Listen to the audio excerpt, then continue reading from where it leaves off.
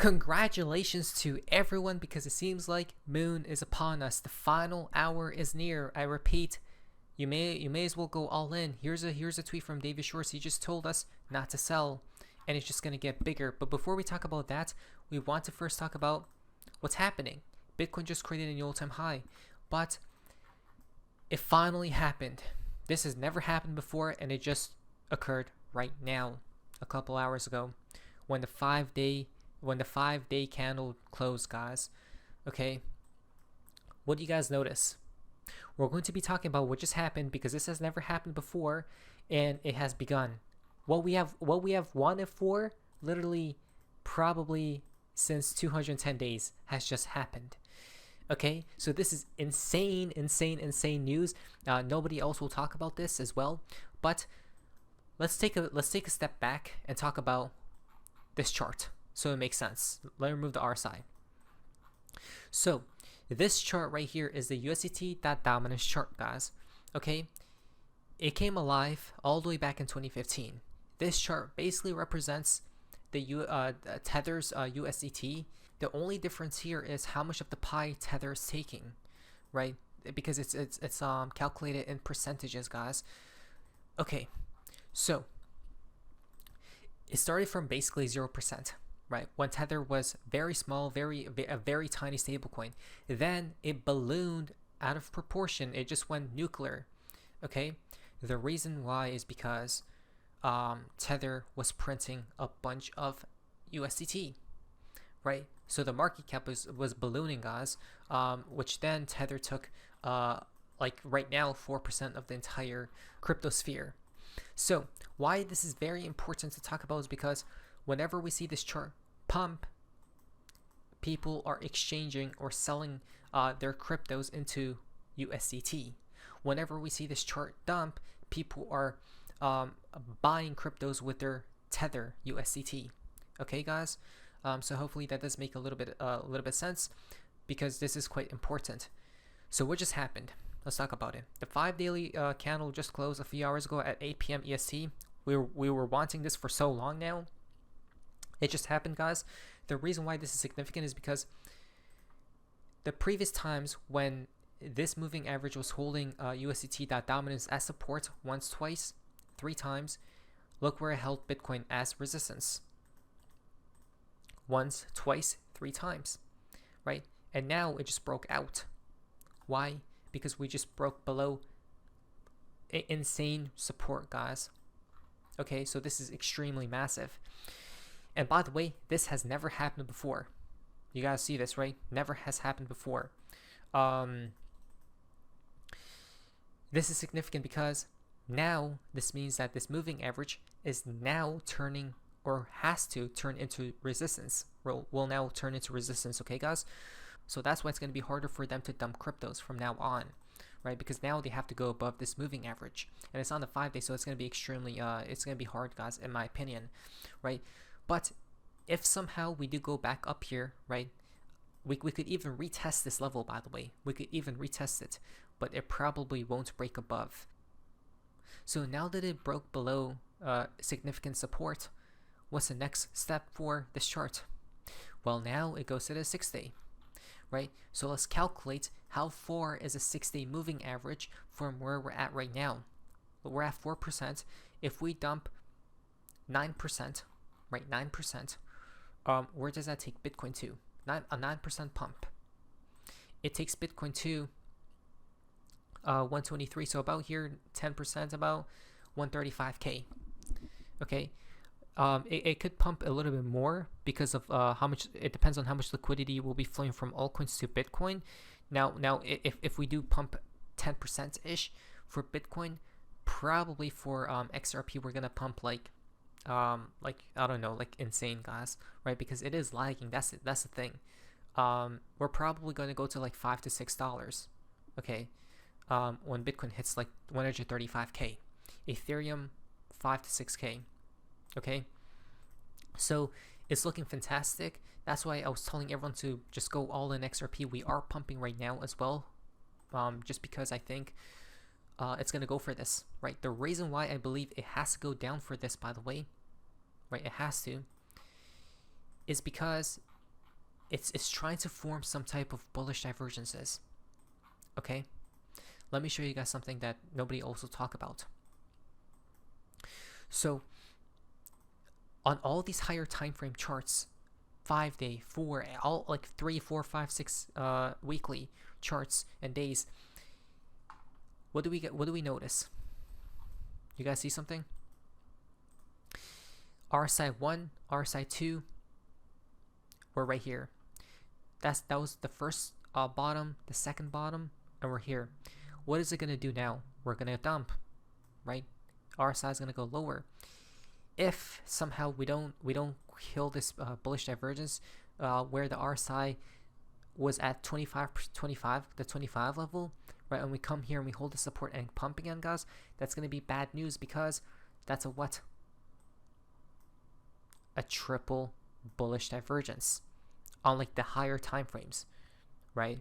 So this is why they must keep dumping. They must keep dumping this chart, guys. The first major support will be at this region, I'm pretty sure. Plus there's a liquidity grab of it, right? But if it beats this level, the next region is on the weekly, and if it beats that, it's gonna do this, guys. I'm not kidding. It's literally gonna go like this, because there are no more support, right? Supports. It's just liquidation, liquidity all over the place. Okay, I think that's about 150k, maybe 170k for Bitcoin. As soon as we reach or surpass those levels, Bitcoin is heading to $1 million, right? And Ethereum will follow 50 to 100k, XRP to $100. Okay, so I think right now it's gonna be step by step, but at some point, when they turn on the money printer, it's gonna go bazooka, nuclear. For now, we're gonna pump to like 130 something k for Bitcoin, XRP $5 to $6, and then ETH 5 to 6k. Still a good pump if you ask me, right? From bar chart, just in, there's a 100% chance of an interest rate cut at the September meeting. Look at that. It's been confirmed that the Fed will cut rates. This is fantastic because now people are trying to price in. What do we see here? 25, maybe a 50 basis point rate cut. Okay. The more rate cuts we see, the more crazier it will be, guys. Okay. So this is fantastic. Remember, it's funny how we're gonna pump, right? But the rate cut talk just started to come about recently when we started to break this moving average. You guys see how significant that was, right? So it's fantastic news, guys, and this is literally why David Schwartz just came about, trying to fight the FUD and telling everyone not to sell here, right? Indirectly, it doesn't matter, because check this out. We have been seeing more and more players in the payments and stablecoin space launch their own blockchains. To me, that's a clear sign the market sees blockchain as core financial infrastructure, something we have believed in and have been building towards on the XRP ledger for over 13 years. Launching a blockchain is hard. Building an ecosystem with developers' liquidity, trust, and real-world usage is even harder. The XRP ledger has real traction and institutional adoption because it's been battle-tested. Exactly. These other chains are like versus XRP, like a child, right? And then Bitcoin is the grandfather. Ethereum is actually XRP is older than Ethereum, if I'm not mistaken, right? ETH I think was founded or came alive back in 2015. Crazy. Updated and improved upon for well over a decade. The XRP ledger. Some blockchains are built with permissioned validator sets controlled by one entity or a small group. This can provide control and compliance for specific closed network scenarios, but it limits reach, resilience, and the ability for anyone to contribute to securing and growing the network. This decentralization for centralization is constantly debated, and there's not a single answer that fits every use case for crypto, and the concepts themselves have changed in definition over the years. You guys realize that every chain is decentralized and centralized at the same exact time? It's a paradox. Bitcoin is literally the main argument I have here. Satoshi Nakamoto has a portion of the supply of Bitcoin.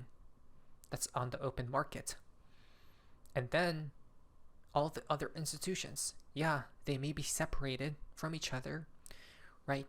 But the difference is it could be a controlled attack. It doesn't matter on Bitcoin, guys. But here's a good part about centralization that I told you guys a long time before. Centralization is actually amazing. If the person who holds a significant supply of the a portion of the supply is a good entity and not an evil one. If he's a good entity, he won't sell, and there isn't going to be any selling pressure. Literally, the prime example, Satoshi Nakamoto, there hasn't been any selling pressure because he hasn't sold Bitcoin while it was flying up. He only sold, I think, under 1,000 Bitcoin when it was a penny or something. And zero selling pressure. Plus, that supply is removed from the market, right, in its private hands. The same example fits with Ripple. They hold a portion of the supply with escrow, right? Yeah, there are some sales, but there are some sales, but that helps grow the ecosystem, right? They invest it back into the ecosystem. They aren't a negative entity. Now,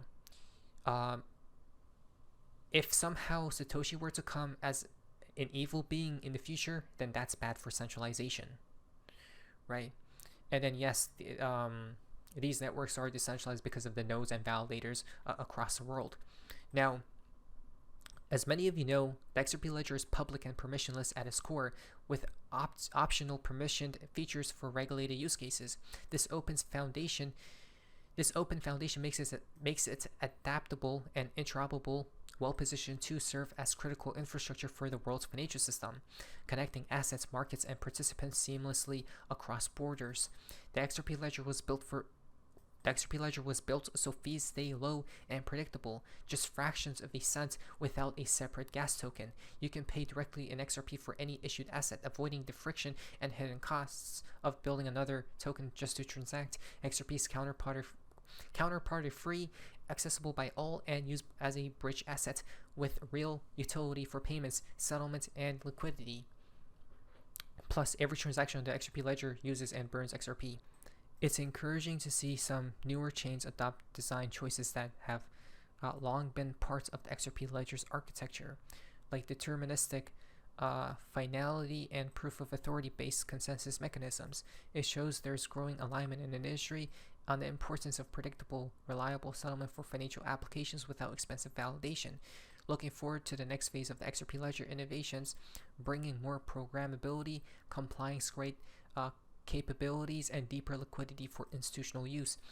And to those just getting started, welcome to the party. The crypto tent is only getting bigger, right? David Shore said to come out because there's so much FUD and people selling their XRP that he's like, don't sell. Don't sell because it's only just getting started, especially with XRPL, right? With XRP. So I think it's time. If we do see a retest in conclusion, if we do see a retest of this moving average, don't fret. The next, it's another pump is coming for crypto soon. It's only the beginning. This isn't financial advice. But it is Sophie's Mazes. See ya.